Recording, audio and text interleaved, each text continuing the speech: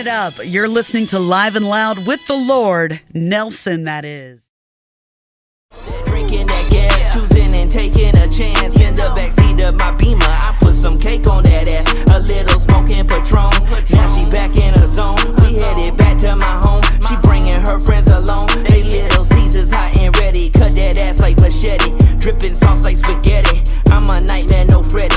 Finna get twisted like a remix. Bad bitch trying to show me her secret. She sucking and fucking in that sequence. She giving me brain like a genius. Got a shooter named LJ. And her bestie, my gangsta boo. They don't trip when I gotta leave, cause they know I got things to do. I'm the man in my city. She ain't fucking with lanes. I went and trademarked that pussy. She paid me to scream her name. Let's go.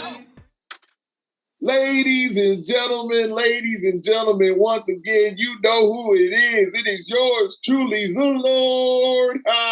Nelson, that is the big guy with the bigger show. Yeah, I'm going bigger, man. I'm going bigger, man. I'm having some great guests on my show, man. It's a lovely thing. I'm on the CMS network. It's the Live and Loud with the Lord podcast with Five Royals Entertainment. And ladies and gentlemen, we have a super special guest today. This young man is just doing work, man. He's just been handling business forever. And we're going to get back and get deeper into what he's doing and what all the things he's done in a previous life. And this life here, it's just going to be exciting, man. I'm telling you. So he's a producer, a director, an MC, a graphic designer, a videographer, a multi-award-winning artist, a great father, and one hell of a business man. Yeah. He's really on another level, and it's an honor to have him on my show. Ladies and gentlemen, I now introduce to you King Columbia. Yeah. Oh, yeah. Hey, we should call this the King of King, Lord of Lords edition. Hey, listen, that's what's up. I'm feeling you on that one, man. Thank you for being here, man. I'm truly honored, man. So let's get it started, and I always ask these same two questions to everybody. The first one is, where are you from? I am from the West Columbia, Lexington side of South Carolina. West Cola, the best cola, as my man Artie Jordan said.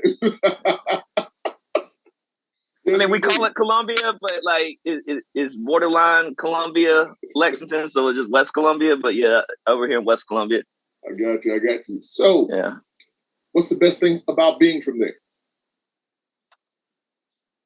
I would say, actually, the negativity, it actually pushed me to go further. Like from the time that I came out from like the late 90s to now, like it was just kind of unaccepted here to have like a white rap artist. And I think having that kind of negativity actually drove me and motivated me to prove others wrong and go further to kind of prove my own city and peers. So like I did not have a pleasant experience musically coming up from this side of town, but it actually made me the artist I am. And it's crazy because I go out sometimes and I see people I went to school with or see people that made comments and stuff, and they want to shake my hand or like buy me a drink. They're like, yo, I'm proud of you. You never gave up. I see you with these celebrities. I see you doing this and that. So I think it kind of like, it had to take the hate to kind of mold me into who I am. So in a weird way, as painful as it was kind of coming up or as hard as it was, it actually made me who I am, and I'm thankful for it. Oh no, that's real, man. Most definitely. Yeah. You know, you're enjoying the fruits of your labor, and once again, that's a beautiful thing, man. So I know that I first peeped you, through your dope graphic design work. That's when I first really,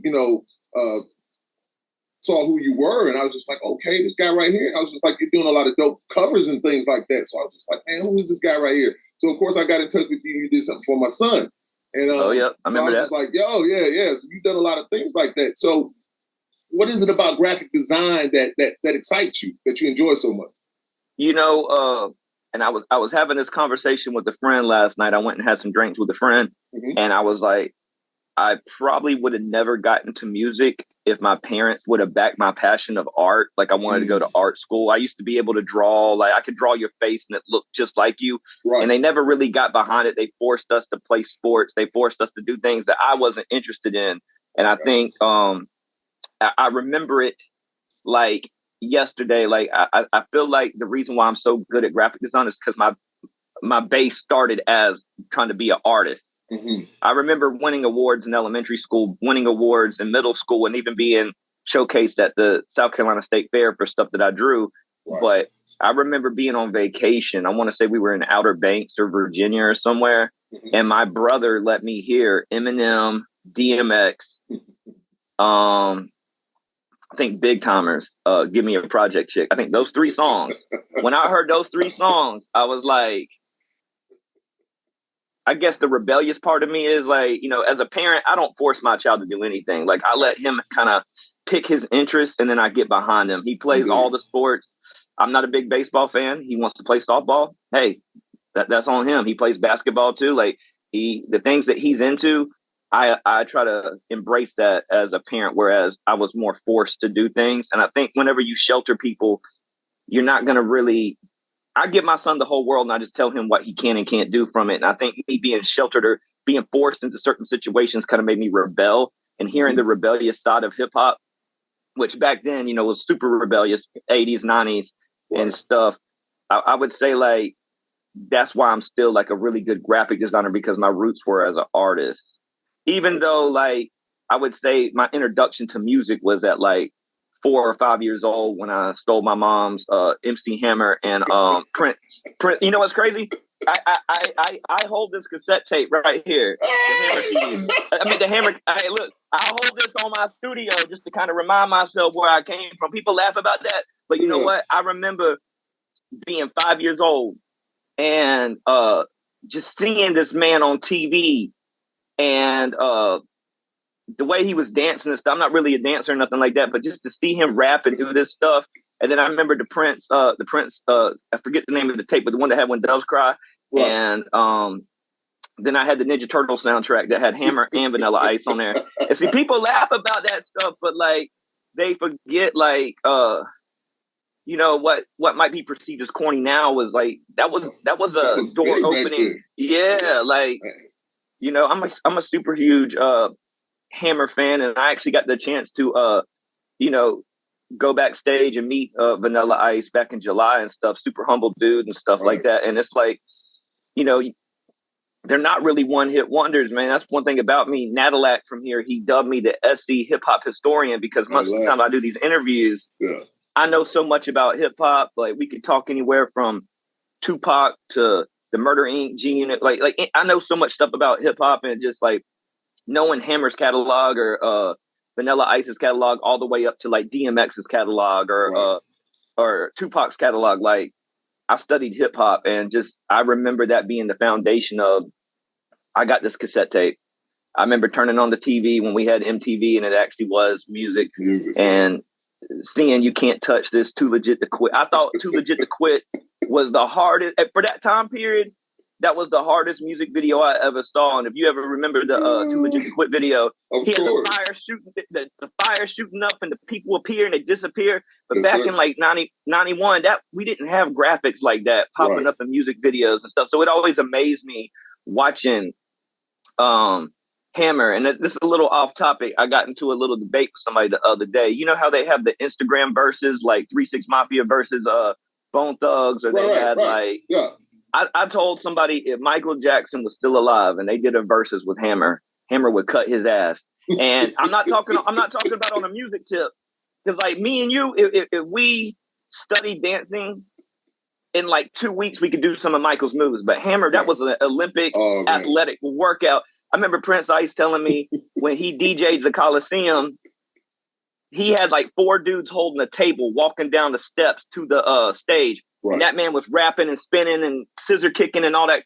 There'll never be another entertainer as great as Hammer in my mind. So like, even though I do darker, sometimes even gangsta hip hop, I feel like I'm more of an energetic artist because I was introduced to artists like Hammer, Eminem, Tupac, DMX. DMX was crunk before there was crunk. You know what I mean? So like, so was Hammer. Hammer, like, get buck. Like, I just like real energetic music. Like, I never really got into Jeezy. I never really got into Biggie. And I'm not saying that they're bad artists. I just, if the voice didn't have that energy to me, and the beat didn't have that energy to me, I want to feel the passion and the energy and the emotion in the voice, but I also want to hear it in the beat also. So that's kind of like, when you listen to my music, it's more energetic and high paced. Oh man, it's love, man. Because listen, I was going to ask you about your style of being a graphic artist, man. But you went into the music, man, deeply and heavily, and I love it. I love it. Well, because like I started off as I've always done art, but I use, and this is what people don't understand, like being signed to Little Rue through the Capitol and Def Jam thing, being up under like labels, they never got me my connections with these celebrities. Either I approached them wanting a feature, or I approached them with my artwork or my studio that I'm sitting in. And luckily, I was able to be good and talented enough, and I even took myself through college to learn some of the studio stuff right here in Columbia at the Jam Room. And I'm able to do barters and trades with a lot of people. Like a lot of these big artists, they come into town. They don't want to go to a big studio. They don't want to go in the hood. I got a private studio in my house. Right. It's low key. It's perfect. No one knows where I stay at. I don't put the address out there. You got to be in the circle to even book in my studio. So I think that like really the graphic design and the studio really play a hand in how I'm able to maneuver so quickly. You see me back to back with these celebrities is because it's not just my rapping. It's me able to offer like a one-stop shop for these artists. And I'm good at each. It's hard to like be good at like one thing, more or less 2 or 3, but I feel like I'm equally good as you've heard my music, you've heard, or you see my artwork and stuff like that. And I'm sure if you heard my music, you've heard my engineering and my studio mixes and stuff like that. So I feel like I'm really well balanced and I use it all to my advantage and stuff. And one thing kind of off topic that I want to bring up as we're talking about this, I think the smartest thing I could do, and I tell this to every artist I sign, I bring them through every DJ that I know or every OG rap artist, and I make them do a song with them. And they're like, well, I don't know them, or that's before my time. That separated me from other white rappers. A lot of white rappers rapped in groups of other white rappers, which I did consider that culture vulturing. I'm like, this is a black man's sport. And I came in wanting to prove myself to the black crowd, same as Eminem or like some before me. But I went through every OG in South Carolina that I could to get on my first big album. Not my first album, but like my first big album under Lil Rue's label. I got anywhere from TD to Don, 48 Yachty. I even brought Davon back. Jim Starter, Golden Child, Marvelous. Anybody that even Rue was on the album, Collard Green, Little Bride.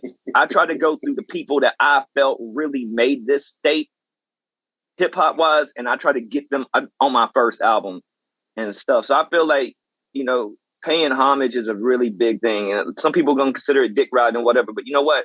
You know how many connections, and I quit my job in 2010 working management at Best Buy to just say I'm an entrepreneur. I'm gonna go full-time musician. I've been rapping since 98 up to 2010. I said, you know what?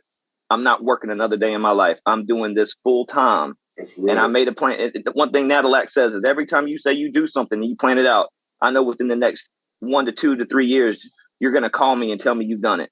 Yeah, indeed. So I set these goals for myself and I make it happen. And I feel like a lot of artists lack that motivation, or they give up on, they'll put a record out, they'll share it for a couple weeks or a couple months, and then I've never lacked that motivation.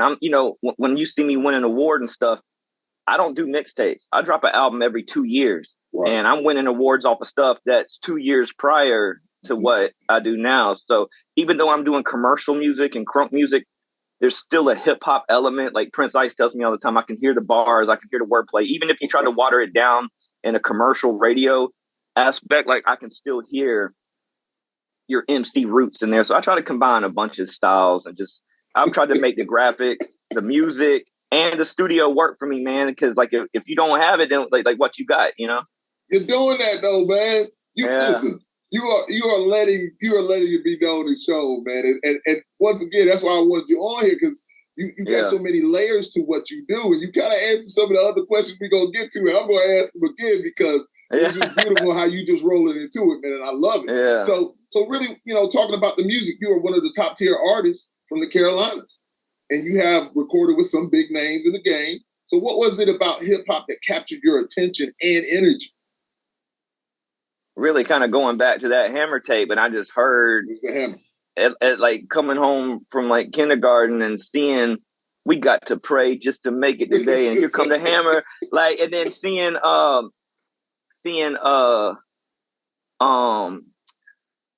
really, I grew up I think what makes me a better artist than a lot of people, some people get in my car, they're like, why are you playing Madonna? Why are you playing pop? Why are you playing this rock music?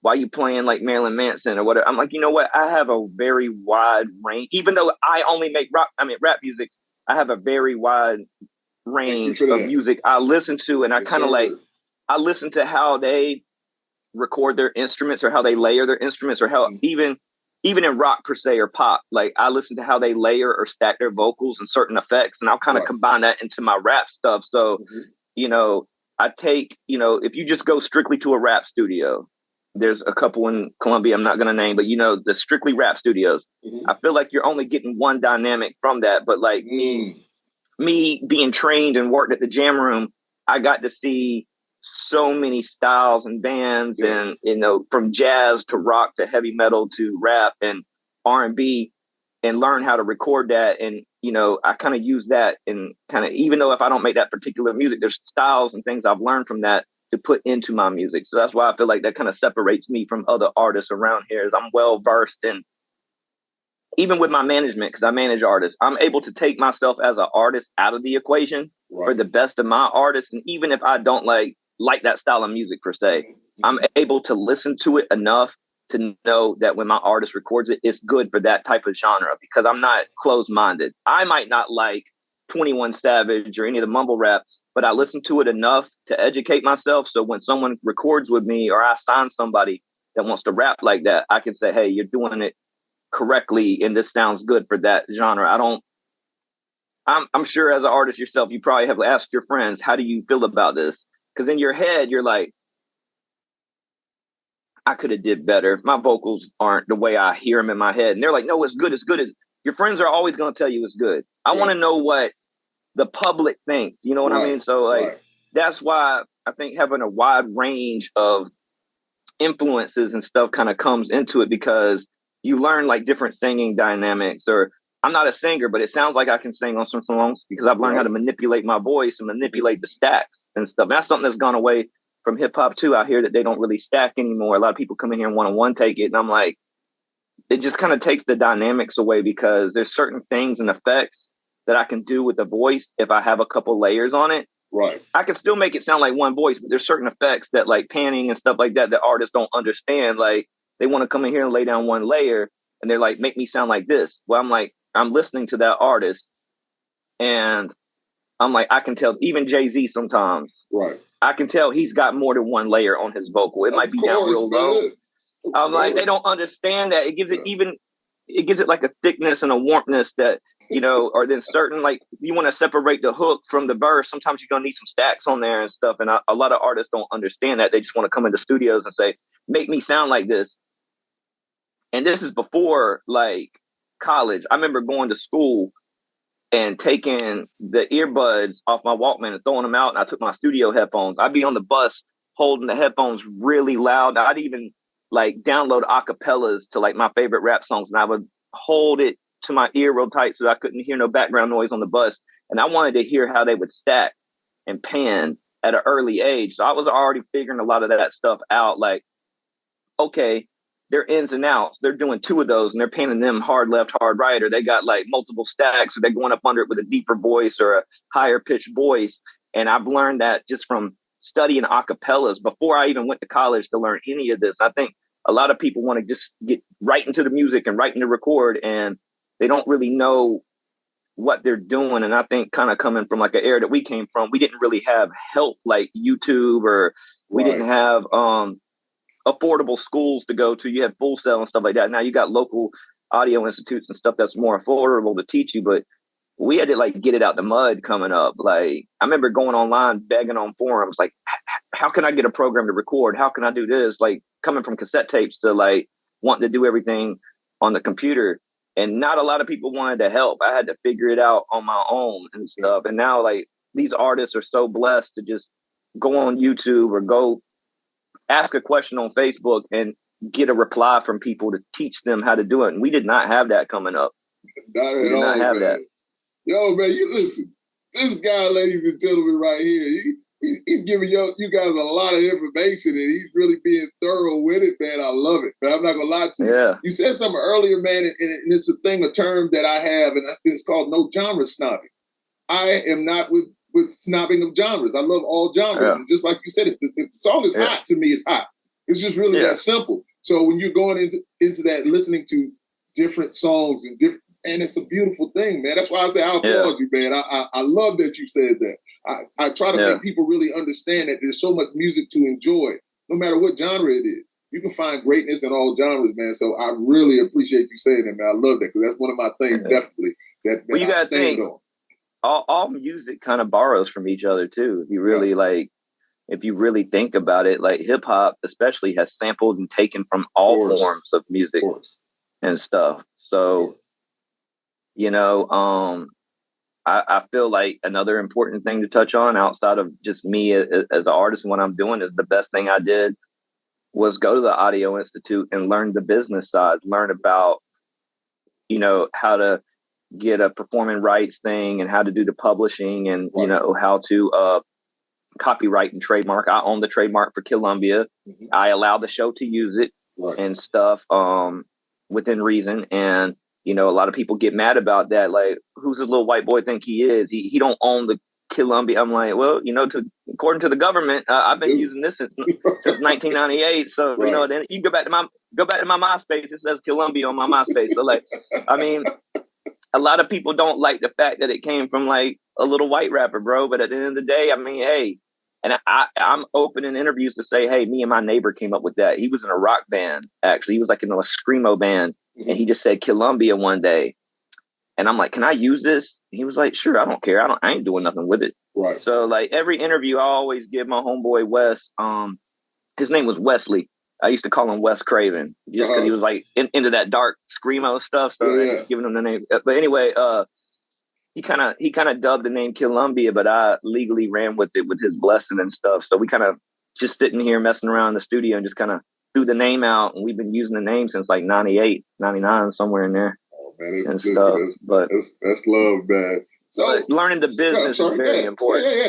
Learning the business and the paperwork, the split sheets. I see a lot of artists get dropped from labels or they don't work out locally and like, oh, so-and-so stole my money or they didn't promote me or this and that. I've had to cut artists and they're like, you're not a real manager. You didn't promote me. I'm like, you signed an artist development contract and you signed an album development contract as well as a social media management.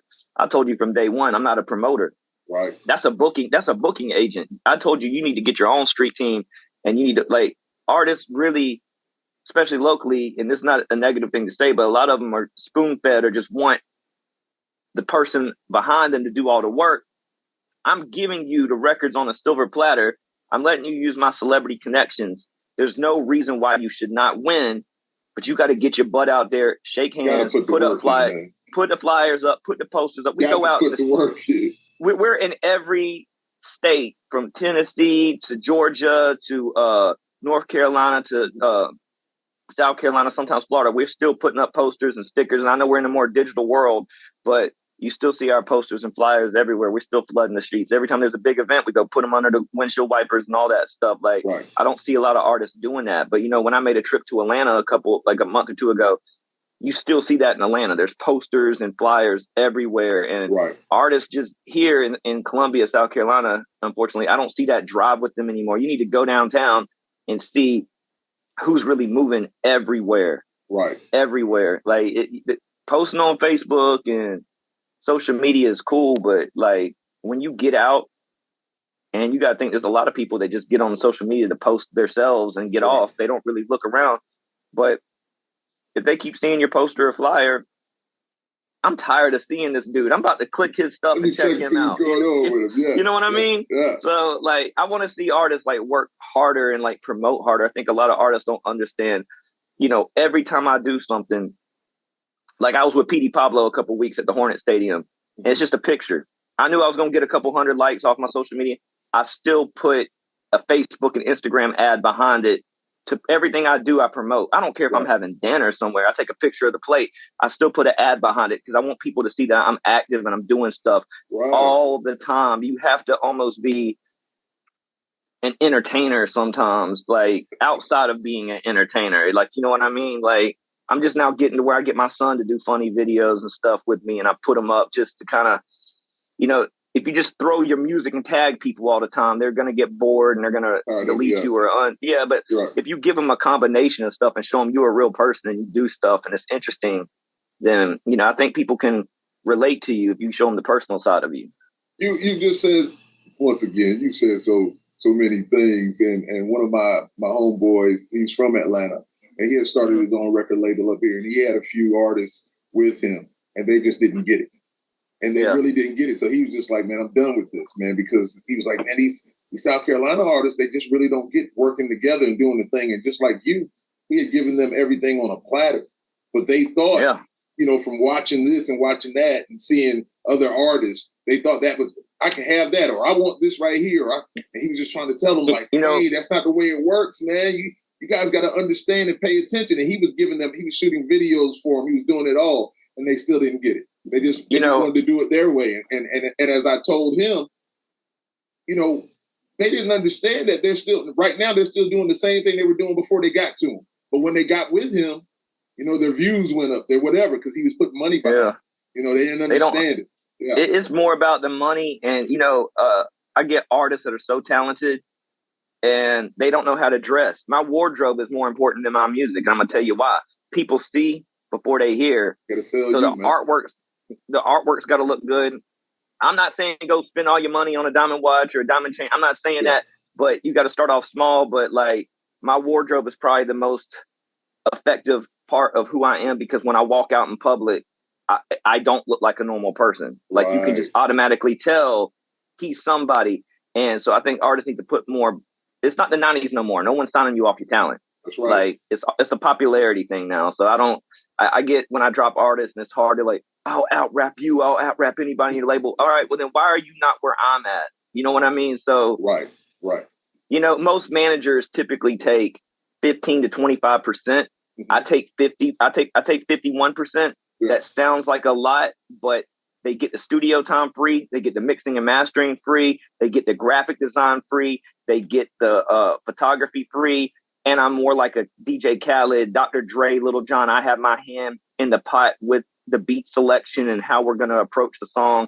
Not saying none of my artists can't rap, because all of them can, but there's sometimes I'll throw them hooks just because my hook game is really good, or I'll kind of I'll reword some of their stuff because I'm like, it's dope. This song is a banger, but the hook sounds like a verse. Let me kind of make it more repetitive for you or something like that. So I'm really involved in the project. So 51% sounds like a lot, but when you look at everything I'm giving with it, a manager is not supposed to pay for studio time. A manager is not supposed to pay for photography or graphics. A manager is just supposed to guide you where you're going. But I give all this up front. You can pay me hourly and we'll go down on the percentage, or I'll just give you everything up front. I'll front it to you. I hate to use the term, but like the dope game, I'm going to front it to you. You're going to go out there and sell it, and you're going to bring it back. And then we're going to front it to you again. You're going to go out there and sell it and bring it back. But, you know, different ways of doing music. You know, what works for me might not work for you, or what might not work for your son, or might not work for, you know, another artist. Like the way I promote myself versus like my Tennessee artist, I can't promote myself the same way. I can't promote him the same way I promote myself. You know what I mean? So, but I think a lot of artists jump on that 50-50 deal because they're like, oh, I get all this studio time. I get all this stuff. And I'm like, you still got to do the work. And I mean, when we get into arguments over royalties, like, again, like I try to sit down like a baby with the contract and explain it to them. But every time I drop somebody, you're stealing my royalties. You're taking my publishing. Bro, you didn't pay for none of this. You wrote some of the music, maybe 90% of the music you wrote. I might have helped you with this and that, but just the label's music. You're still entitled to your percentage. But, you know, again, like I said, 50 sounds like a lot. But if you look at what I'm giving, how many managers offer the graphics that I offer to that magnitude or skill level, or the studio, and I get them a lot of celebrity features that they could never afford. Like, you know, there's people like, you know, Bizarre from D12, or like LaChat, Project Pat, Little White from 3-6 Mafia. If they want to track with one of them, if they DM them, they're going to get a certain price. But if they go through me, I'm getting it for like the homeboy price or doing a trade. Like, hey, I'm going to do these graphics or I'm going to mix this or that for you. Will you throw me this verse? But it's like 50% sounds like a lot, and it is. But when you look at what's given, is actually more fair. You know what I mean? Because I'm doing the majority of the work for them, and I do all their paperwork and filing for them and stuff. So at the end of the day, a lot of artists don't even know how to do their paperwork. Oh, that's man, the crazy part about it. It's just awesome, man. Because I just had a conversation with my man last night about the same thing. Because they were really, he and his partner at the time, they were doing the same thing. They were really they had that idea. And, trying to bring them along and trying to have these guys work as a team and understand that it takes a team, of individuals that make this stuff work. And you just can't get out there and do it by yourself like that. They think they can, but they can't. But let me say this. And I'm going to pause it. I'm not going to, you know what? Hold on a second. Hold on a second. I don't want to do that. Hold on 1 second. So, man, you produce and rap. Which do you like more and why? I will say, you see this keyboard in front of me? I have celebrity friends that makes beats now, so I rarely produce as much as you think I do. It's more of like a hobby at this point because I got like Billboard charting producers and people that enjoy it. I feel like my beat style is a little outdated compared to today's sound because I'm older. Okay. I'm 36, so like I would probably fall in between the whole 2005 to 2015 production style. So I feel like if I was really going to get hardcore into producing again, I'd have to modernize with today's sound, like Migos and like and that's not really. I would rather hire somebody. Every now and then you'll hear me produce a track for one of my artists or myself, but this is more of like a therapy thing now. Like I got I'll move the phone. I got the Native Instruments thing, but I also have the Yamaha Motif and the Roland Phantom, and they used to be DJ 9 Mills. Those are the ones that made Little Rue's hits. Those are the ones that made the Nasty song and Don't I Look Good and all those. Yeah. So like, even if I quit producing, that's South Carolina history right there, because those are the actual boards that made Little Rue's hits right there. So I'm keeping those. Even if I ever quit, like, hey, we're not making no more beats no more. That's a part of my history, your history, anybody from South Carolina's history. Those are some of the biggest records that come out of South Carolina. Real talk. And I was able to purchase the keyboards from him to have as my collection. That's awesome. So, you being an artist, so please describe your style and give us some of your music. Well, you know what? I don't even want to go there. No, I do want to go there. No, I'll tell you straight up. I had someone tell me one time my record wasn't good because I have a different voice on every song. Mm-hmm. I might have that Eminem rapping in my regular voice doing lyrical stuff, but then I have that little boozy down south kind of voice. Then I'm able to like deepen my voice to like stack how I seen Ja Rule, Timberland, and Nate Dogg. I sound like a white Nate Dogg sometimes. And then I've recently, I'd say in the last 4 years, broke my voice to where I can scream, not like a rock scream, but like I sound like a white Pastor Troy, a white Mystical. And I've been like doing the ad-lib. Yeah. So like when people hear my record, especially like a lot of black folks, they're like, you don't sound like no white rapper, bro. Like I ain't never heard. I remember we did a video with Pastor Troy, and I got a torn up throat right now. I probably can't do it live, but I was like, well, like I can't do it right now. But like when he heard that and it was just like his, because I did it at the same time in the music video, he did it. He looked at me and he's like, I ain't never seen a white boy match my voice just like that. You know what I mean? So I can't do it right now because my esophagus is torn up. I've been having some health issues with that, and it might be from overly screaming and stuff. But if you listen to the records, you'll hear me do it and you're like, dang, that sounds like a white Mystical right there. You know what I mean?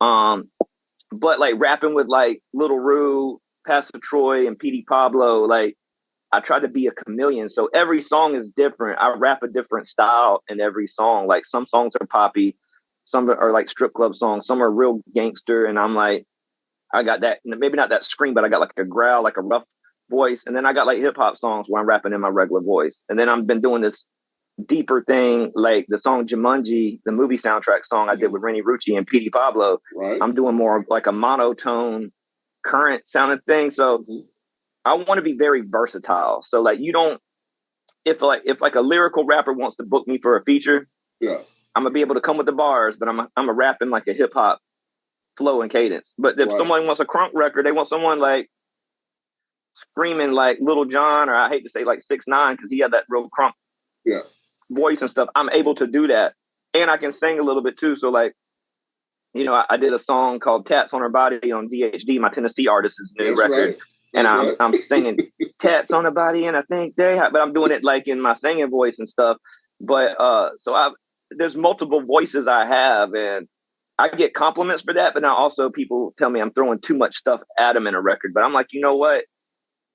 I don't care. I'm going to keep doing that because I'm different on every single song. You know, you might not like this particular record and that might have turned you off from the whole album, but there's something else on there that you might like. And I got different voices, and I learned that from like listening to different artists. Like I said, putting the headphones up and how they stack and how they change their voices and stuff. So every record I rap different or have a different tone or some kind of like different thing that I do with my voice.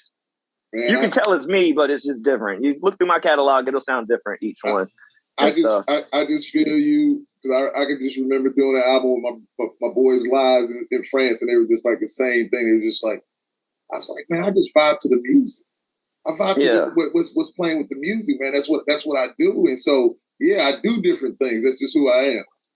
So young man, next question is, do you prefer a certain region, or is it just all about hip hop to you? Region as in like regions of music? Or because you got like this, you got the South, you got the West, you got up top, you know? You know what's crazy? Like when I first started recording, I wanted to be like Eminem and like right. DMX. I wanted to be like lyrical, right? Okay. But I fell in love with like West Coast music. So even being from South Carolina, I didn't really get into like Cash Money or No Limit. I didn't get. I remember my cousin getting the Little John CD and like hating it. Now I love it. Like I love crunk music. I do crunk music now, but I was so big into like I want to be the next Dr. Dre. Tupac is my idol. Death Row was the greatest label ever. Like I would say like West Coast and Midwest, like, and not even just like Eminem, like what he did with the whole shady camp during that time period. Like Obi Trice, people don't give Obi Trice the credit. Like he's nasty.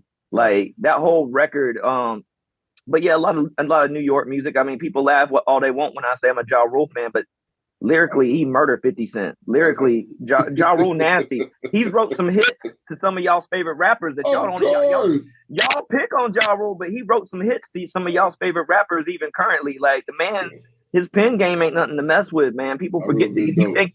Y'all think about the little love songs, but I mean, he had some hard street hitters back in, you know.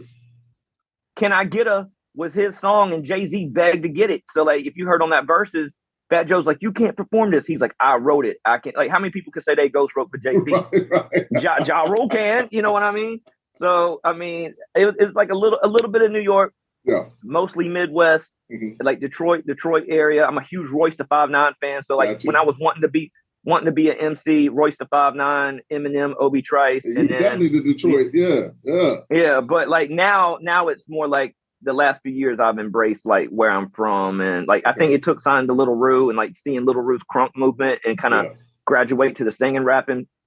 Now like I want to be like a Little John. I want to be a DJ Khaled or Dr. Dre. So I'm slowly transitioning to making less music, even though I'm putting more music out.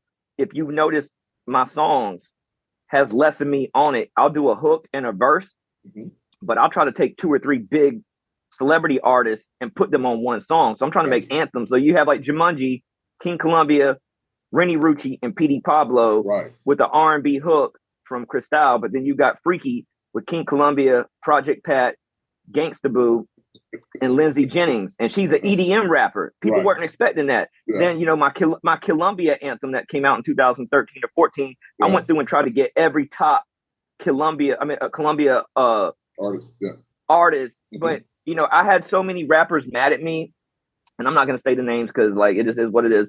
I had a lot of OGs mad at me. They weren't on the song, and I'm like, Right. if you go back in your inbox, I reached out to you. But if you look at the formula, it's a 7 minute 45-second song. Mhm. I have an Annie Up anthem beat with a R&B hook, Right.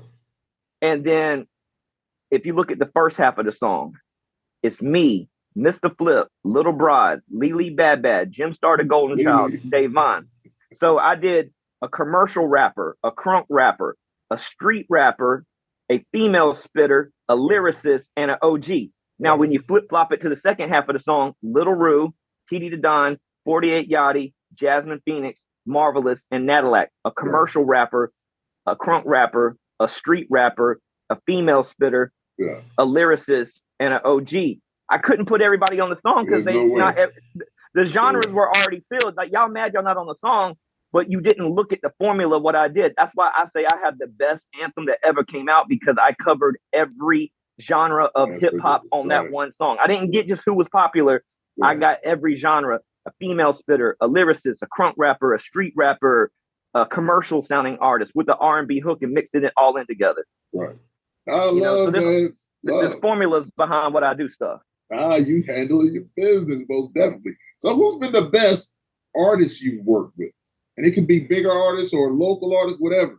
Just who's been that artist that you were like, it was a joy to work with this individual? There's more than one. Can I say more than one? Of course, of course. I remember getting off the bus, watching 106 in Park, and for the first time, North Carolina going to raise up. I'd say, like, I had that poster on my wall and just hanging out with him last week or whatever, being able to like talk to him and do songs with him.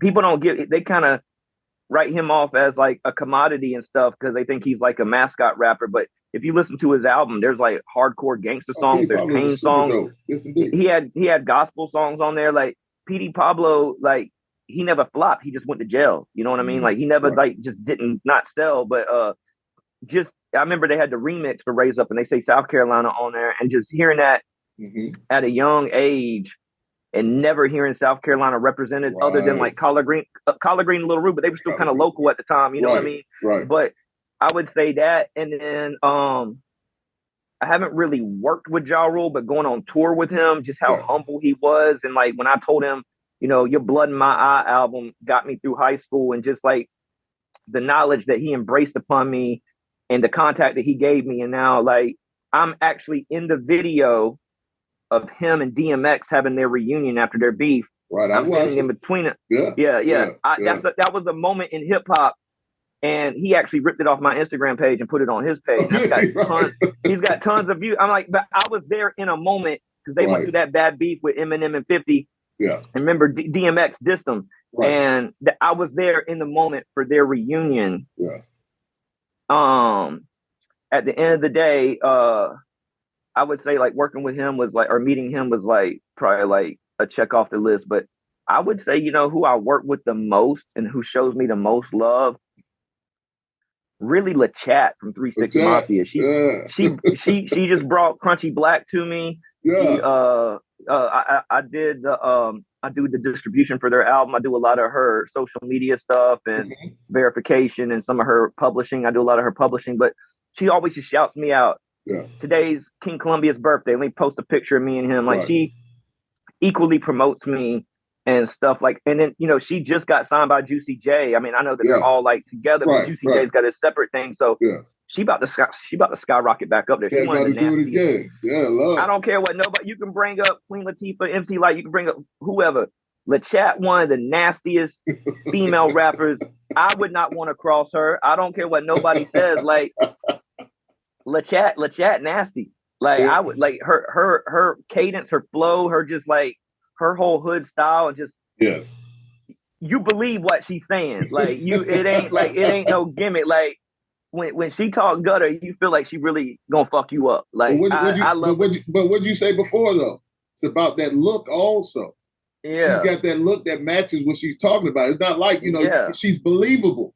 She's believable. You know what I'm saying? Most definitely. I'm sorry for cutting you off. Like, No, but that's like my sister. I talked to her yesterday. I talked to her every day. I do a lot of her graphics, and I'll tell you the last one is Bizarre from D12. Just being a huge Eminem fan and a D12 fan, just a whole Shady Records fan, and just reaching out to him and him showing me love and allowing me to be his graphic designer. And he brought me up to Detroit 8 Mile last Halloween, not this Halloween, but Halloween before, for his album release party.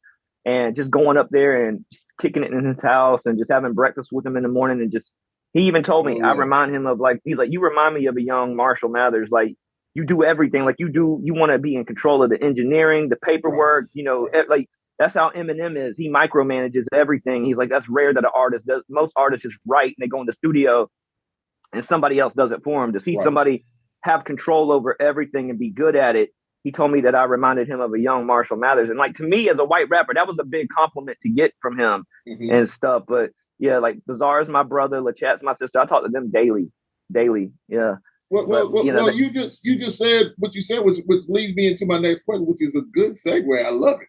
I love it when it rolls like that. So you're a photographer, a videographer too. And so with what you just said, how hard has it been to wear so many hats and not feel like you're neglecting other aspects of your business?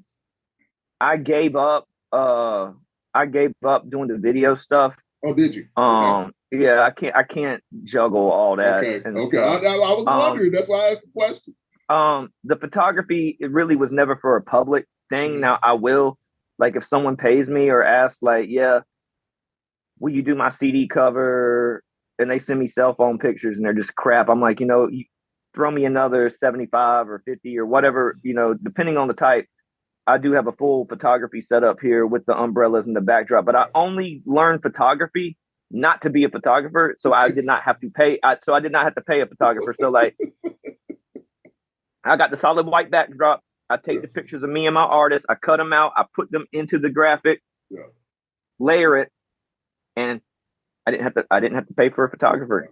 So it's really, the photography is really more for the graphic design than me saying I want to be known as a photographer. Now, have I won awards for Photographer of the Year and stuff like that? Yes, but the photography goes really toward the graphic design. Every now and then, I've done photo shoots for Mr. Flip or Little Roo outdoors, and for friends and certain people and certain requests, or you know how it is being in music, a gig worker. You don't always make the same amount. So if there's ever like a dry month, I'll push the photography if the graphics ain't selling that month or whatever. But it ain't my passion to be a photographer or video person. I only do it to be good enough at it to where I can take your picture professionally, cut you out, and put you on that CD cover. And we eliminated you paying $75, $150 to somebody else. And it's more hand to hand with the graphic design. Man, this dude right here, man, I'm telling you, I love it. I really love it, man. You just speaking some realness, man. And we can continue on with. We're gonna move on to this right here because I want to ask this right here because you got me excited, man. I mean, we're on it. I'm telling you, I'm enjoying nothing out of it. Let's go. I really am. Go. So, Columbia, the series. So, who are what inspired this entertaining series? Okay, so I have a habit of every month I search the hashtag Columbia and I find out who's using it and I shut them down because I own the trademark. I can literally pull the trademark out. Right. And I saw that Big Pa was shooting the show. Mm-hmm. And I first hit him and told him like, yo, I'm about to shut this down. Y'all can't use it. But I felt like it would be good for the city. It looked professional. We worked out a little trade. I let them use the name Columbia. The show's called Columbia USA, not Columbia. Right. But I let them use the name. They let me cameo in some stuff. They put my music in there and I was doing the graphics for them. Okay. There's some other things going on right now I can't really speak about with that, but hopefully that it gets resolved and stuff. But that's the deal with that. I've appeared in a couple episodes as a detective. Right, yeah. And then they played my music in there, but it's more like me trying to help do something big for the city by allowing them to use the name. It's like we're in the same circle, but they're their own entity. You know what I mean? I got you. No, I'm glad you said that because from my perspective, I thought it was about you. I thought it was, I'm telling you, because of the name Columbia. I thought it was all you. I thought you were on directing and producing and everything. No, I thought it was all about you, honestly. No, I'll tell you, most of my professional career, I've been Devin Patrick, and of course, I changed my name to King Columbia. Well, Devin Patrick's my middle name, but I also felt it sounded more professional as a rapper and a manager. My manager's Devin Patrick, right? But I changed my name to King Columbia for 2 reasons. And yesterday, actually, or the day before, was the anniversary of the Texas massacre where this dude named Devin Patrick Kelly shot like 9 people in a church or 12 people in a church in Texas. But the news did not report Devin Patrick Kelly. They only reported Devin Patrick. So my Facebook was getting hit. Really? I got a viral video, 26,000 plays in an hour of me saying I'm not the Texas shooter. I live in South Carolina. So that right there. But when I dropped the Columbia anthem, back in 2013 or 14, everybody in the city tried to steal that name and use it. So I trademarked it. So I still go through, and if you use that name, I will have it pulled down. The best bet, and this ain't me trying to like take from the city or nothing like that, because I've been using this name since 98 now, and I legally own it. You can hit me up for a lease, or you can hit me up for a purchase to use it for an extended period of time. So if you want to name your song Columbia, or if you want to like, you know, I'm not going to budge on no merchandise or nothing like that unless it makes sense. But, you know, I don't want to be a villain in the city. I gave the city its name, and then people like don't like the fact that like a white boy owns it or whatever. It doesn't really matter to me. I legally own it, and if you use it, I will shut you down. Your best bet is to DM me. Here's my project. Here's my idea.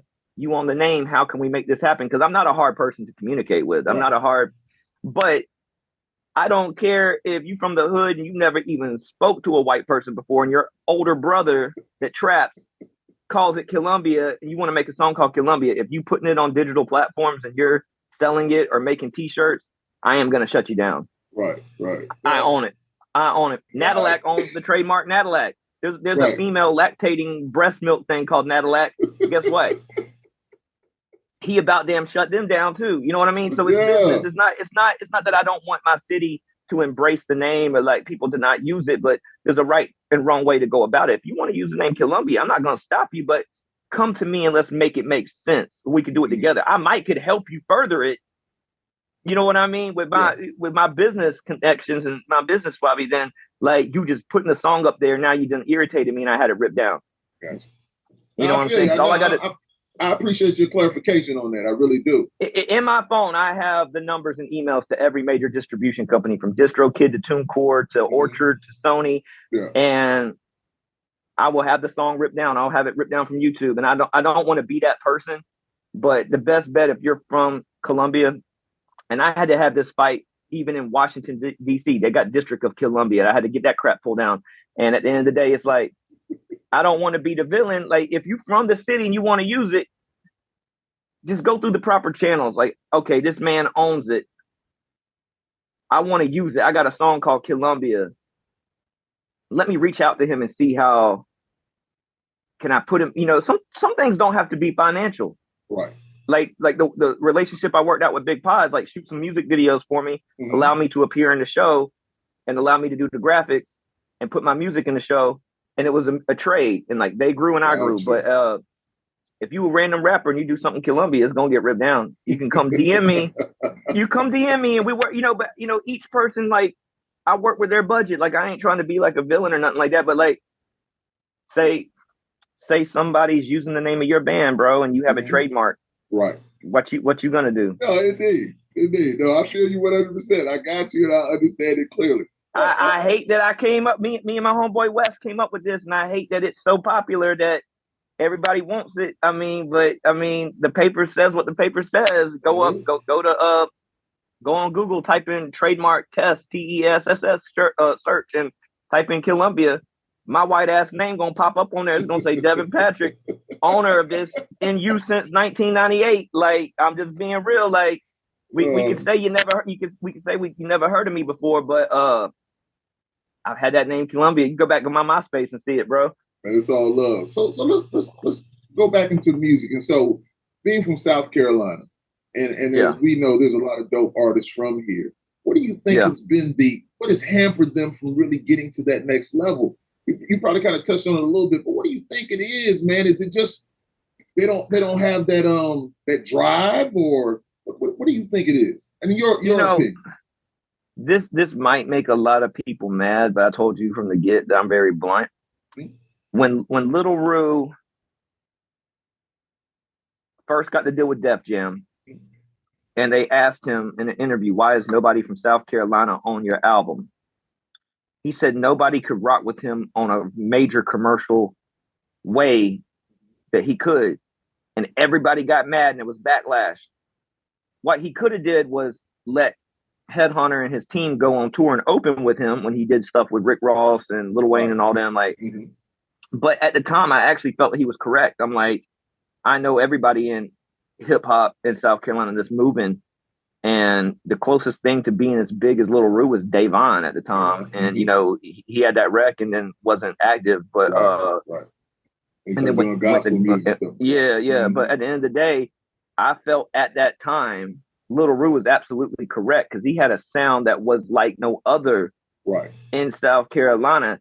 So would Collard Green or Mr. Flip be good on 21 and up? Maybe so, but at the same time, like that, what people don't understand is when you sign to a label, you don't have all this control that you think you have, and so you hate the man for not putting people on the album, but that album flopped. Right. Not any disrespect to him.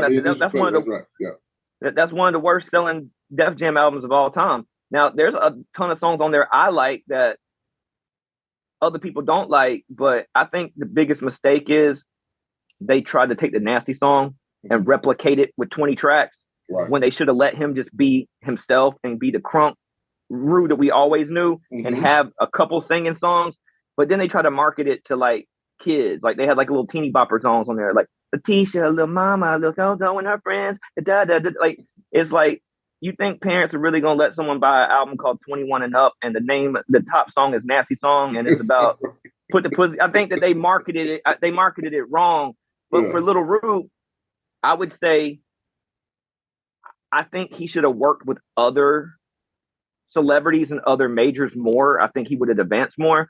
And then with people here, they stay here and they outgrow their city. You know what I'm saying? Like Mr. Flip, and I've done the distribution for Little Rue at one time and Mr. Flip, and I could tell you he still makes bank off of that. You damn right. Right. I've seen it. I helped him run his distribution, and I could tell you, maybe staying in South Carolina dampered that. You know what I mean? Like once you take over your city and take over your state, let's go to Georgia now. Let's go to North Carolina. Let's go to Florida. And really what I try to do with Rennie Rucci, because I feel like she's blowing up and she's like the next wave. I got 2 songs with her. The one that's out, the Jumanji, the soundtrack song, and it's more of a poppy commercial. And then I got another song called High Class, which I can't really get into much, but I'm trying to bring her into the white crowd a little bit. It's a club song, but what I feel like a lot of people from South Carolina that make it or get big, there's a lot of like hood rappers, but what you got to realize, statistically, white people buy the most rap music. That's true. And statistically, it's 11 to 14-year-old white females in middle school to high school, white females. And if all you're making is trap music or dope music, they can't relate to that. So they're not. So if you really want to make it out the market in South Carolina, like look at Little John. Some of Little John's earlier records like weren't that great, but when he did To the Window, To the Wall, To the Sweat Drop, but like all the white girls was singing that and dancing that. You know what I'm saying? So I want to see Rennie do some stuff like that that's more like pop commercial, but not change who she is. I think people get kind of stuck into a bracket and they, where they should expand in different lanes and stuff like that. You know what I mean? Like, look at Cardi B. Cardi B was super ratchet when she first came out. And then she's making songs that you wouldn't have expected her to make 10 years ago. You know what I mean? 5 years ago. Get the right people around you, man. And once again, it takes that team and other people's vision of what it can be, to take you to another level, man. That's real talk. Gucci Mane says that his best records are his mixtapes because he was comfortable with his team, but his albums the label assigned him to a studio, the label signed him to a producer, and not that they didn't do good work, it's just there wasn't that chemistry or connection with the person. Right. You know what I mean? So I'm not knocking nobody that I mentioned. I'm just saying, like, maybe offering some advice. Like, I got Mr. Flip to do a hook on a country rap record. Like, my Tennessee artist, we're going the Yellow Wolf route with him, and I got Mr. Flip to do a hook called Dirt Road, and he's singing in like his gritty voice, but with a southern twang to it. And afterwards, he was like, you know what? I did really good at this. I might do more of these like country rap songs. I'm like, bro, it's your voice. You from Ridgeway. That is country, South Carolina. Like, you know, at the end of the day, I think if you stay in the same place too long, you're going to get stuck. So like, you got to switch it up at some point. Don't, you know, I think like kind of going back to Hammer, I think Hammer really flopped, not off of no bankruptcy. Hammer flopped really when he left Capitol and went to Giant and Death Row, because he tried to, in '93 he changed his image to more gangster. Even like Pump, yeah. Now that record was executively produced by Suge and Dog Pound Gang. People don't know that because that was his intro to signing to Death Row. But I think when you change your core fan base that late in the game, you're going to lose some fans. You know what I mean? So like when I bring up Vanilla Ice, I'm like, yo, he's got a lot of dope records. All they remember is Ice Ice Baby, but then he went rock for a moment and then went back to rap. If you listen to like Platinum Underground, I'm like, yo, this motherfucker really spitting. Vanilla Ice got some bars. Like he's dope. But the public ain't want to hear that because they only associate, they associate him with dance rap and fun music. You know what I mean? So I think with South Carolina is competing with each other. I have a lot of that, like with other white rappers. We could do some work together, but they all want to be the Eminem of FC and they want to compete with me. But like, it just ain't gonna happen. I mean, it just ain't gonna happen. But I see that with all artists though. Like they stay clicked up, and I think music should bring people together. Like, you know, and then you got songs that you do with people, and then they don't promote it, right? Because it's your song. Yes. You know. I tried to prevent that with Columbia. If you look at the original graphic for Columbia, it said Devin Patrick or King Columbia, starring da da da da da da da. I moved my name down there, starring King Columbia, da da da. I moved my name down there with them. That way, it looked like a song for everybody, and still only certain people promoted the song.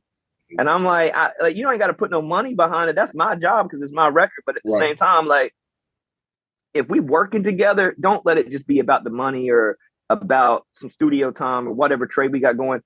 I want it to be beneficial. And I feel like a lot of SC artists, they do collaborate or they don't collaborate enough, but then one or none promote it. You know, I don't believe in, and maybe this works for the younger artists. I don't believe in throwing a new song out every week. People say I need to stay consistent. I throw an album out every year, almost every 2 years, really. And it's paying my bills. So how are you going to tell me how to do my music? Like, we are in an age of singles, and I'm doing the singles, but I put them together as an album. But how are you going to tell me that what I'm doing is wrong? I need to do singles when this house, this studio, my brand new Yukon Denali, all off music money. You know what I mean? Like, I mean, I really feel like I should be a blueprint independently for a lot of artists to like follow, not compete with. And I feel like a lot of artists stray from me from sometimes. I don't know if they're intimidated or like, but I'm like, really working with me, even if you don't even think you can think I'm a whack artist. Working with me is going to benefit you on some publishing, on some royalties or something, because I'm going to make sure the paperwork's done right. And then, you know, look at the connections I have, because then like you should want to get into my fan base, even if you don't like me, work with me. And I think that's same with other artists. They don't work with each other because they clicked up or their side of the hood doesn't like that side and that person's over there and stuff. There's certain people that I really feel like should have blown a long time ago, bro. I can name off tons of SC legends that I feel like had it. And they were going the SoundCloud, Reverb Nation mixtape route. And I'm like, y'all need to be putting this stuff on Spotify, Amazon. Y'all need to be doing Apple Music, all this stuff. I was on that distribution stuff early, bro. Like I never wanted to. I got a page on every platform, even Reverb Nation, SoundCloud to this day. But I only put like 4 or 5 songs on there. I make them. I force them to go to my Spotify or my Apple Music or my Pandora or I sell directly off my website and stuff. And that's another thing. Like, artists don't have websites. Artists don't even match their social media names. Like, your at, not your name, but your at handle. I'm at King Columbia on everything, whether it's Facebook, YouTube, Snapchat, Twitter, Instagram. There's no reason not to find me. I'll see little so-and-so Facebook, little so-and-so 1, 2, 3, 4 on Instagram, little so-and-so rap on YouTube, little so-and-so music.com. Like, no, all that should be, I'm kingcolumbia.com and I'm at King Columbia on everything. Why do you have a different name on every social media platform? Right. You making it harder for the consumer to find you. Hey, man, listen, I'm with you. You have given so much. We're gonna end it there, man. Yeah. Listen, I'm gonna tell you, man, you got so much. You got to come back, and we got to probably focus on one thing. Maybe if it's just business or whatever like that. You know what? Hey, I use these interviews, man, and if you notice this, like, I'll talk about myself and what I got going on, but I really want to see more people learn the business. So I try to really emphasize that, because I can promote myself on my own platform. But when I get on here talking about things and history and stuff, I think really I stress, you got to do this. Get your paperwork, do your splits, or get on distribution, or do this or do that, because I messed up. I even going to college, I messed up. I didn't know how to do Sound Exchange or Sound Scan, and I didn't know how to do my publishing in the first. I just started doing publishing like the last 2 or 3 years, and I've been on distribution since like 2014 or so. So like, there's things that I had to learn late that I'm trying to say y'all should do now. And if you're putting all this money into studio time, graphics, music videos are expensive. They're $500 to $2,000 or whatever. Like, if you're spending that kind of money on stuff, why are you not wanting to make money back? Yeah. So if you do your paperwork right and you understand the music business, like I said, if my ass can do it, everybody can do it. Because I mean, it's hard, but it ain't that hard. Once you get an understanding of it, like, it's just copy and paste every, you know what I mean? Well, yeah, man. So all of this is just crazy, interesting. You're giving so much great information. So talk about the website a little bit more, man. I'm sorry to cut you off. Talk about the website. Yeah. I still think in today's time, artists don't really want or think they need a website, but I'm telling you from like a label perspective, and like even getting verified, getting my blue celebrity check badges, that website has helped so much. And it also helps boost your stuff like on Google and stuff like that. So I have 2 websites. Well, I have multiple websites, but I have, like, for each one I have 2. I have the actual website, like kingcolumbia.com, but then I'll make all links where I'll have my website, my store, and then I'll have all the stream sites, the store sites, and then I'll have the fan sites under it, like Genius, where you can look at the song lyrics, or like IMDb, like my movie credits or all that stuff. Like, so I have like my actual website, then I have my all links that I'll show that has the website, the official store where they can get the merch, and then they have all the links on the platforms in one spot. And I've been putting a QR code on the back of CDs, or I've been putting them on flyers and stuff. And I kind of got onto that early. So like, you make all these links, put it on the QR code, put them on stickers, slap them to like lamp poles and light poles downtown. Oh, this artwork looks cool. I keep seeing this guy. Let me scan it with my phone and just check him out and stuff. So I feel like artists need to really get into that. We're still, when you ask me why South Carolina hadn't really made it, we're still in a process of artists putting the music out the same way. They're uploading it to Facebook. They're uploading it to SoundCloud. They're uploading it to YouTube. I know some dope rappers that have come through my studio for 5, 6, 7 years, and they still are not on digital platforms. They're just uploading. They're recording, doing music videos, and throwing it on YouTube. Well, what about the YouTube money? Like, what about, every time I do a music video or something like that, I upload it to my Facebook music page and I upload it to my YouTube. You know what I mean? Because some people aren't going to click that link and migrate from Facebook over to YouTube and stuff like that. And that's probably like the most boring part of being an artist. Either you do it yourself or you pay somebody, because I wake up every morning. I wake up early. I wake up probably about 7 o'clock and I lay in bed to almost 9. And I'm going through posting the same post on all social media. I'll do my Instagram, Facebook, and then I'll move it over to my Twitter. or Tumblr or whatever other apps I'm on, and it gets just repetitive. It gets tiring posting the same picture with the same hashtags. Right. But you know what? That's what keeps me going and stuff like that. Like, you got to make that time. A lot of people don't want to get out of the bed in the morning. Do it when you first wake up. Grab your phone. I don't post. And another thing is, I don't really post when I'm out places, because the bigger I get, I'll wait till I'm gone, and then I'll post and tag that I was there. You gotta be careful like that. Yes, indeed. Yeah, or Facebook even has it now where you can post and you can backdate. You can backdate it to yesterday at 7:00 p.m. and stuff like that. I mean, I don't see the excuses for artists, because you can do it when you wake up, or you can do it when you lay down in the bed. You can do it when you're using the bathroom. I mean, you got to. There's no excuse not to have a phone. Like, sit down and promote yourself and make it match. Like, I see a lot of artists change their display pictures a lot. Mm-hmm. Go look at your favorite artist. Their display banner and their display picture don't change.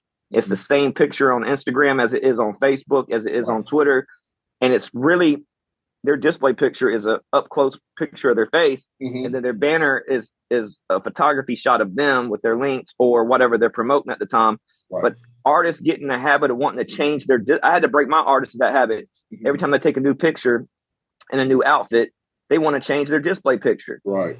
Well, you're confusing so on Instagram, it's the painted picture of me, the airbrush picture of me from the Freaky cover with 3 6 Mafia. Right. Like, when you go to all social media, it's that same picture. So it gets branded in your head before you even see the name. That's King Columbia commenting, or that's his page. You know what I mean? Or when you search me, like, stop changing. I only change my display picture and my banner when I go into the next project. Got you. I got you. So it's like, there's just branding things I feel like South Carolina lacks. And then I feel like, one thing that just like, this irritates me, man. Like, I see a lot of artists studio hop. That is not a good thing. I can't get in today. I'm going to this studio. That's not good, because your sound is different on every track. Yeah. And you know what? I tell people when they record with me, your first session is your worst session, because it's us getting to know each other. Right. The longer and it might not work the first 3 times. You might be unhappy. I might be unhappy. But the longer you stay with that engineer, the more they learn you and your sound, and the more you create a sound with them. If you're hopping from Quantum to V12, the Strawberry Skies to the Jam Room to Columbia Studio, or whoever's out there now, I don't know all the studios out, but if you're hopping, I'm not saying don't do business with them. I'm saying, like, pick where you like and that engineer, and stay with that person and create a sound with them. I think that's another problem in South Carolina, is when I listen to stuff, track 1 and track 2 are not the same level.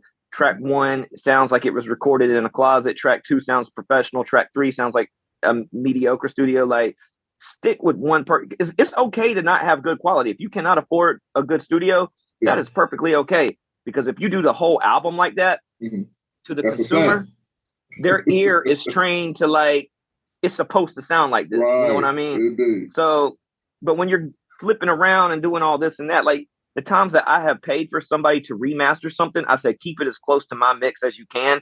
I'm just having some problem. I'm more of like a compression person, which is like a black art. It's hard to really master compression. Whereas some of my weak points is EQing. I know how to do my voice and the people I work with regular, but sometimes when I get somebody with a raspier voice or a deeper voice, I have to retrain my EQ. And if I don't feel comfortable in it, I'll hit a colleague up. I'm like, hey, you need some graphics. I'm going to send you this session. You fix this for me, send it back, and then I'll do whatever you need me to do. So, like, I have a network of people, and I think artists need that too, not necessarily with studio stuff, but like street teams. I still believe physical merchandise is a thing, physical flyers and posters. I go downtown in my own city and I only see my posters and other, like, a couple other, like, you should be out there. If you can sit on your butt and play Xbox, or you could be in the club buying bottles, or you can go buy a bag of weed and sit at home, you could be in the studio with your homeboys, like, dude, or if you go downtown to get some drinks, every time I go out somewhere, I take a stack of flyers and posters with me. Everywhere we go, we promote, you know, like, I'm telling you, like, there's stickers and flyers I still see from 3-4 years ago. They're starting to fade. I'm like, dang, like, you know, still don't just I do Facebook and Instagram ads and stuff, but pay for some damn flyers. They're not that expensive. Like I can tell you websites that do posters like 11 by 17 and like 4 by 6 flyers.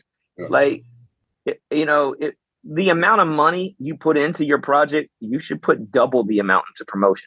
That's right. I feel like, and it's not going to be a profitable game at first. It took me a long time. Mm-hmm. It took me struggling the first 3 years of going like independent. Like I don't have a day job. It took me the first 3 years struggling, like damn near broke. How am I going to feed myself? Like, there's still times today, like I would be prepared to eat Roman noodles and water every day if I needed to pay for this to get this. And I don't think a lot of artists have that mindset. They can't not buy that bag of weed or buy that bottle of liquor or go out with this girl or like, if there's something I want, I will live. Even though I have all this stuff, I will live broke to reserve that for what I want. I feel you, man. I feel it's how much do you want it? And a lot of people don't get it, man. A lot of people are spoiled. A lot of people are they think things are supposed to be given to them. Man, it doesn't work that way, man. I'm gonna swirl around. They get a little view of the studio in here and stuff. And like I said, if I can do this independently, no sponsorships, no nothing, everybody else can do it. I believe that every artist can do this. And, just learn the music business, man. Like it's not as hard. It's hard, but it's not as hard as you think it is. And I got a folder on my laptop with PDF contracts that I've already pre-did years ago. All I got to do is update the date on it, or maybe update one little clause in there and stuff like that per thing. But, the other thing I would really like to stress on, and we could leave people with this, you got to get a team you can trust.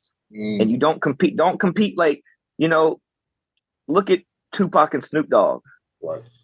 It was probably really hard for Snoop Dogg to accept Tupac. Yeah. He was number one. Number one, that's right. And then he gets bailed out of jail by his boss and he goes to number 2. Yeah. Yeah. The fans choose out the group or the label who they want. Yeah. The fans choose. And sometimes, actually, they've always chose me out of my label. Mm-hmm. And I've had some rappers that probably could out rap me and they don't understand that. But it's like, it's not that they're choosing me because they think I'm better. It's the work ethic and they see me more and I'm actually doing the work. Again, it's not the 90s. It's not you got the dopest bars on the block, so we're giving you a deal. That's right. Like, get you a team you can trust. If you and your manager are clashing, it ain't going to work. If you and your production team are clashing, it ain't going to work. If you and your street team, if they're just going downtown and getting drunk, I've had to get on to my artists. We're at music awards, we're at events, and I don't know if they're about to call my name or not, but I need them to hold the camera, and they're outside smoking, and they're still talking.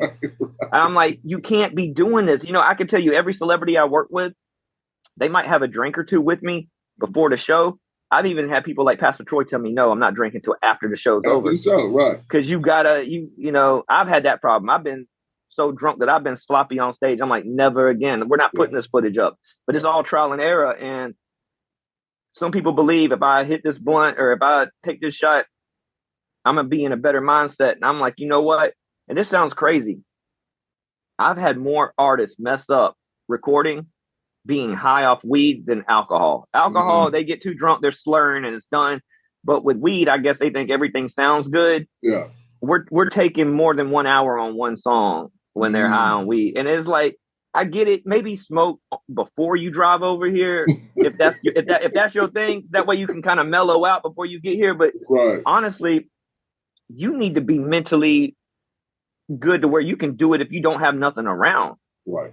If there's cats in jail sneaking in cell phones and having music videos they're shooting and it's in the millions and they're getting paid for it, inmates doing this, then why can't your ass in South Carolina, West Columbia, Lexington, Columbia, where Charleston, wherever, why can't you do it? Indeed.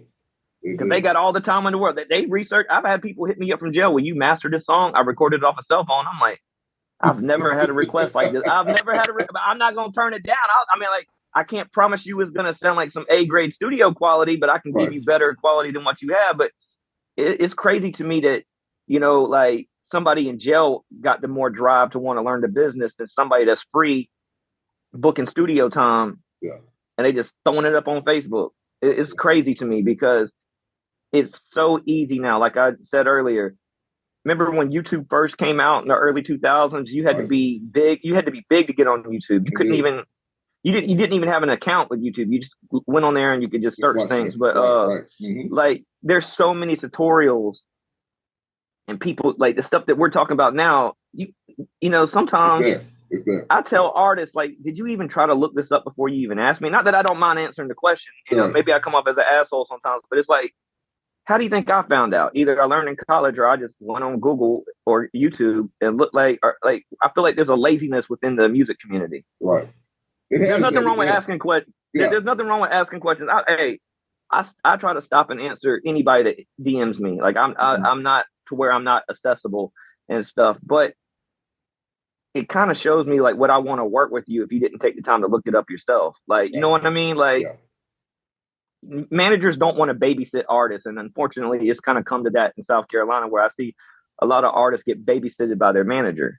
That's real talk, man. It's real. Listen. I can give you the tools. I can't put you on. I've had artists I've dropped say, I thought you were going to put me on. I thought you were going to get me where you're at.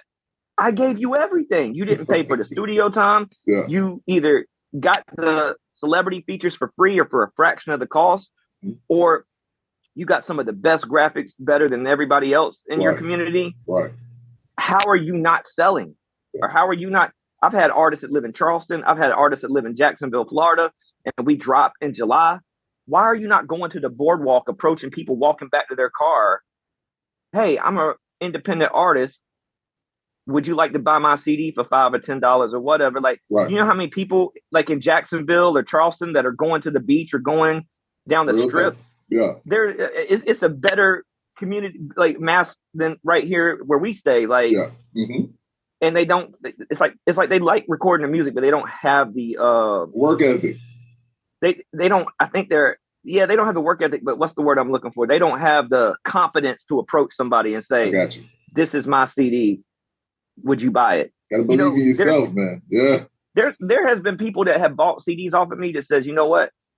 I don't even like rap music, but the fact that you're not out here trying to sell dope and the fact that you're trying to do something positive, I'm gonna buy your product for you. Yes, indeed. I mean, but it's all about how you approach people. You got to be likable, and you got to be able to be a salesperson and walk up and strike a conversation. You're probably gonna get told no. If you get told no, still hand them a flyer or something like that. And be like, hey, I hope you like change your mind and just give it a chance to listen. You know what I mean? So there's so many things that artists could do that they just don't do, and I just want to see that change. And it's easy. I mean, go on Google and look up how to make it as a musician. I guarantee there'll be a search on there that said everything I said on here. You know what I mean? Well, yo, man, it's been a pleasure, a pure pleasure. Yes, we'll end on that note. It's been a pure pleasure, man, to have this conversation with you. I'm definitely honored. So, and I hope the listeners got something from it. You know? Oh, there's no doubt. There's no doubt. Yeah. So, no doubt. So, is there anything that you want to give, like all your social media stuff? Give all that information, man, so people can get with you if they need to. You know, if they want to holler at you, scream at you. If that's something you do. Yeah, the music stuff. Like me as an artist is KingColumbia.com, KingKillumbia, and I'm at King Columbia on all social media.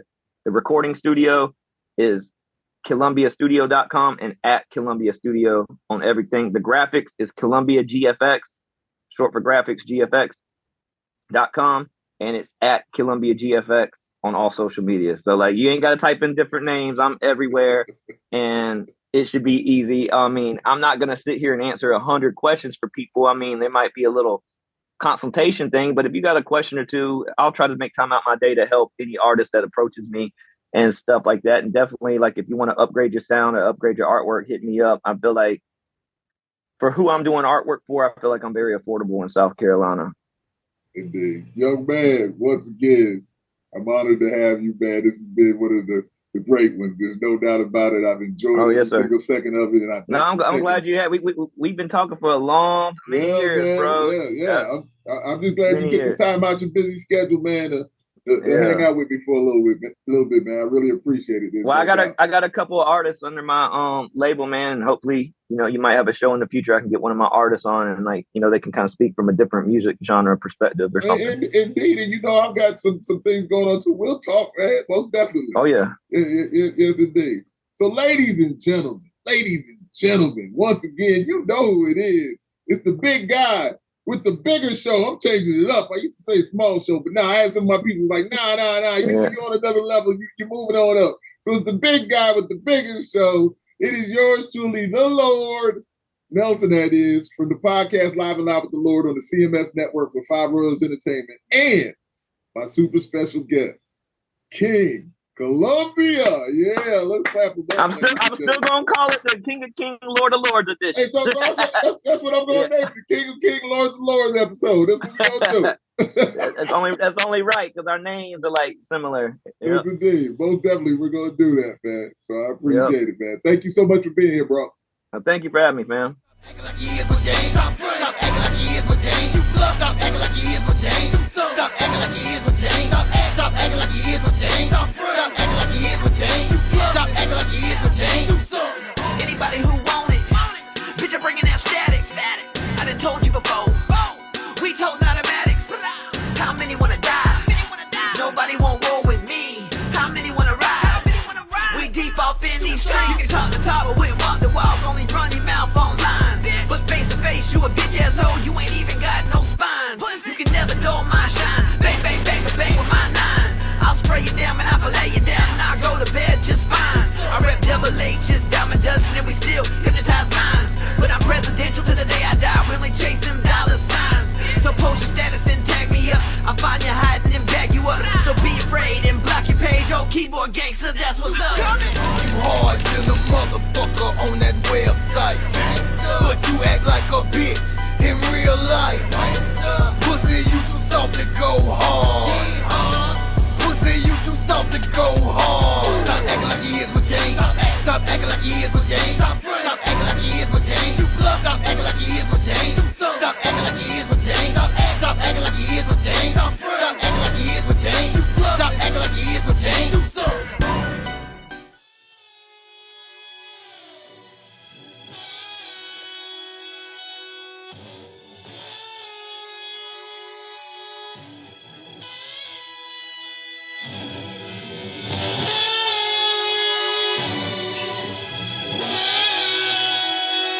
Turn it up. You're listening to Live and Loud with the Lord Nelson, that is.